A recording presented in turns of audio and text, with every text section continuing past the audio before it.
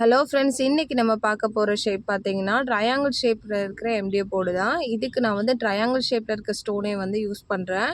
இந்த ஸ்டோன் வந்து ஒரு ஷேப் உள்ள எத்தனை ஸ்டோன் அப்படி பிடிக்கும் அப்படிங்கிறத பார்த்துட்டு செட் பண்ணிவிட்டு அதுக்கப்புறம் வந்து நீங்கள் வந்து டிசைன் வந்து க்ரியேட் பண்ணிக்கலாம். ஃபஸ்ட்டு வந்து சென்டரில் மட்டும் ஒரு ஃப்ளவர் மாதிரி ரெடி பண்ணிவிட்டு அதுக்கப்புறம் பேலன்ஸ் இருக்கிறதையும் நீங்கள் வந்து கவர் பண்ணுற மாதிரி இந்த டிசைனை வந்து க்ரியேட் பண்ணலாம். அப்படி இல்லைனா வெறும் ஸ்டோன் செயின் மொத்தமே இந்த ட்ரையாங்கிள் ஷேப் உள்ள வந்து கட் பண்ணி வச்சாலும் பார்க்கறதுக்கு வந்து நல்லாயிருக்கும். அதையும் ட்ரை பண்ணி பார்க்கலாம்.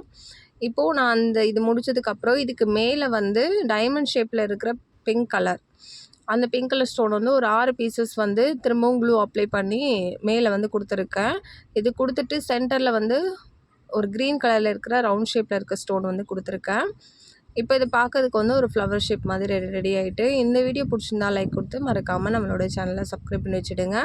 நெக்ஸ்ட் வீடியோவில் பார்க்கலாம்.